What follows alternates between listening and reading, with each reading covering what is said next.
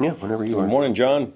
What's going on, man? Yeah, a long time since, or it's been a while since we got together to do it off the hip. It's been quite a while. We've been, well, you've been busy. Yeah, I've been busy with work and finding a new doctor here for Kellum Family Medicine. It's been, it's sometimes it's hard to remember that we have regular lives that we Yes, gotta go take yes. care of. Yeah, and so we have a new doctor, a local doctor. We're a local native from Boerne, Miss Ogle, Dr. Ogle. She'll be joining us here this summer, and we're here at the Kellum Family Clinic. They're nice enough to let us set up That's our booth here. awesome. And while we're at it, let me let me do some plugs for Mayday Investigations. Yeah. Your company, where you do private investigations. So if any of you need some PI work, contact my friend here, John.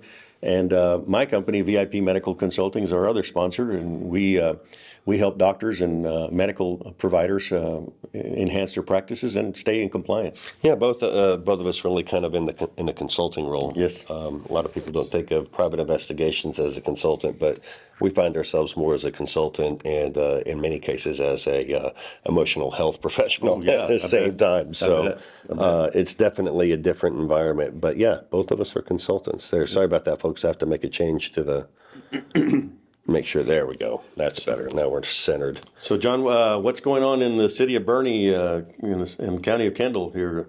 We're at April 21st today, aren't we? You know, I wake up every morning, probably like a lot of folks, and I'll wake up, go through my routine, and part of that routine is checking multiple news sources to see when the World War III is going to start, right, or when we're going to be overrun at the border, or whatever the flavor of the day is.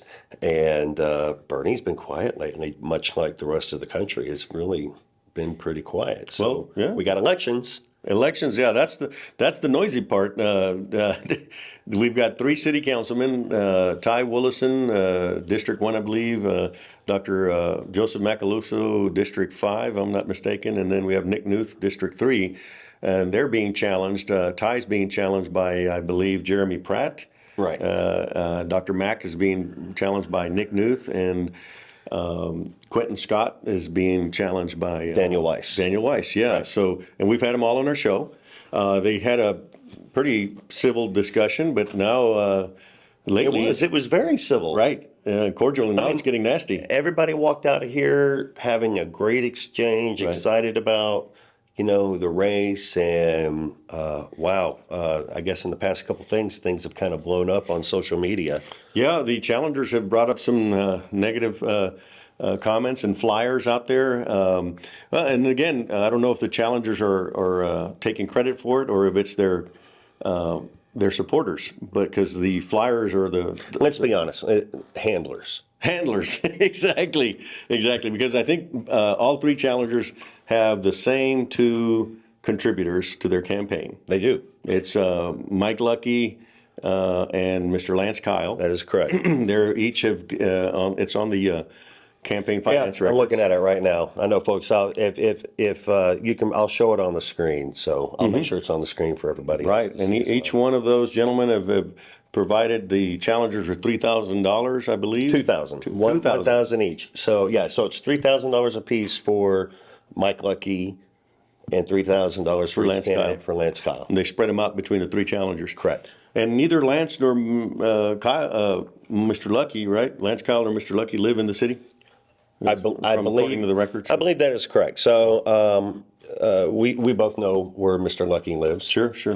And that it's not within the city limits. Mr. Kyle has, Mr. Kyle's involved in quite a bit, and rightfully so. He is he's running a great operation. Businessman, yeah. Businessman in Cascade Caverns, and he has his concerns Right.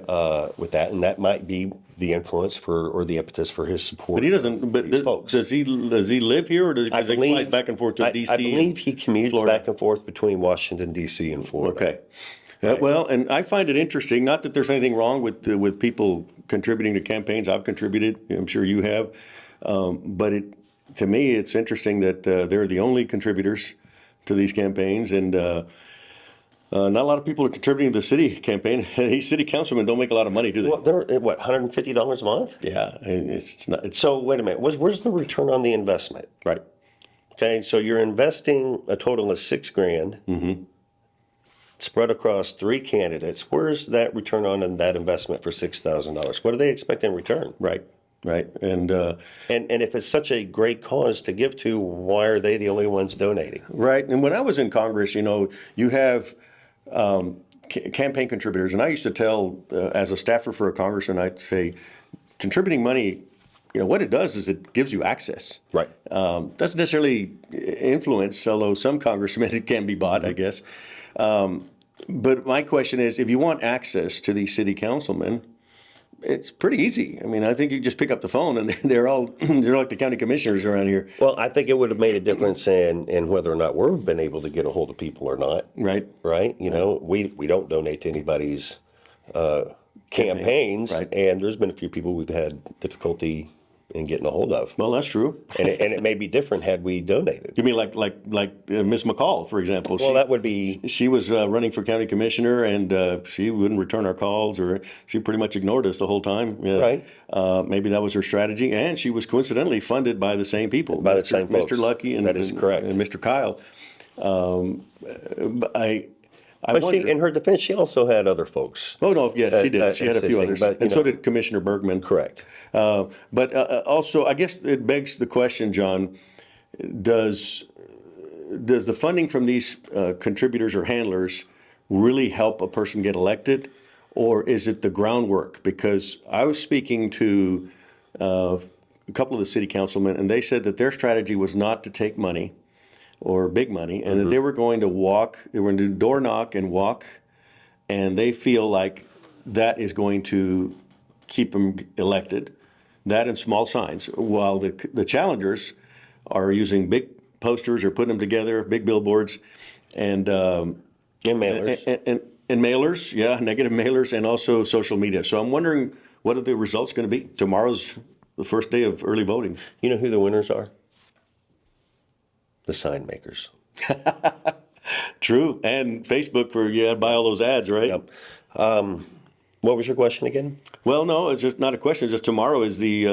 Well, I'm sorry. Let me get back. The question was, do you think that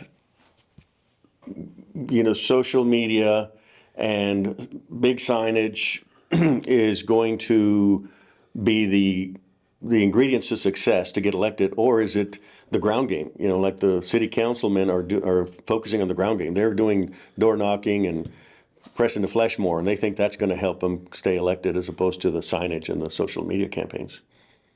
So the demographics in Boerne have changed drastically. I think we've heard in all three interviews that we did, three different sets. So everybody agrees that demographics have changed. Right. So that question and answering that question becomes a bit more of a challenge because there is no more necessarily status quo, right? Now we saw from our county elections, right, that Ms. McCall, what she did was spend a lot of her time in a high voter concentration area out in Tapatio Springs, yeah. and that won her the election. Put her over the and top. She did the work, and by every right, she deserves to be the next commissioner. Yes. As a result, very smart, very focused. Right. We didn't agree with the way that she did it because maybe we wanted to give her an opportunity to speak to the constituents, but for her it wasn't a fit. And congrats. Don't to her. take it We personal. Wish her the best. Not everybody has to come on the show. I think in the city though, where we have so much contention. Right? Every other post on Facebook is no more Californians. Well, guess what? all three of the challengers in the Birdie City in this race are from California. Well, actually, two are from California. Or one from from Wisconsin. Dan Weiss is from Wisconsin. Right. In fairness, Nick Newth and Jeremy Pratt came from California. Not too long ago. Right. And I find it interesting because, a lot of people in Boerne say, don't California my Texas, we don't want any more Californians. And then, and then they're they're electing people that are moving here from California. And Ty Wollison is a perfect example of that. Yeah, Ty's from where's Ty California. from? Oh, yeah, that's true. Another one. And is there any other? And then Dr. Mack, he came from New Orleans, right? Right. What does that say, too, though? Does that say that maybe our locals aren't stepping up and running for office and letting other folks take the reins? There's an organization in Boerne. A lot of the old timers know what this organization it is. And I'm not going to mention it just simply because I want to use as an example. There's no reason to mention who these folks are. Right. But there's an old organization. It's been there since, I want to say, the late 1800s. Wow. And has been run as an organization. It's a member-owned organization. This is 2024, and they still think and treat this place like it's 1897, right? Yeah. And as a result, membership suffers. Right. Right? Buildings get dilapidated. There's no funds. There's no contribution because they do provide a service to Okay. Where Where are you going with this? I think that Ty and some of these folks that I'm sorry, not Ty. I think that some of our residents, our old time residents, are locked into the old ways so much, and that it's easier for them to just say, "I'm gonna do what I've always done," Sure. versus opening up their mind a little bit to hear something new Right. or a different way. Right.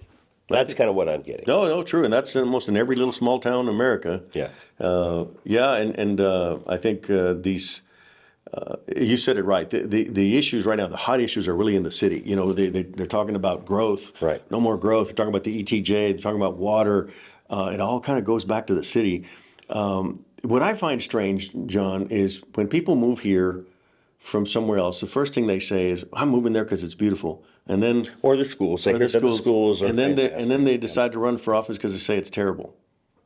I don't get it. You know, you're gonna make changes because you don't like it. So So 3 years, that's a good point. Let's talk about that for a minute. What is an acceptable time to be in the area, to be maturated, to be, to a point where you can actually say, okay, I've seen enough. Now here's how we can do it better. I'd say 5 years.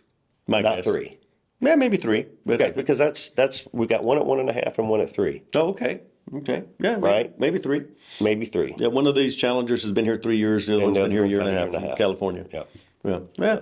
But again, I don't want to take anything away from these guys because kudos to them for running for office. Is not easy. Oh, and my point is to that whole thing is that it doesn't matter that they're from California. Yeah. Look, and my point being that Ty's done a pretty good job over the he's what, 4 elections now? Sure.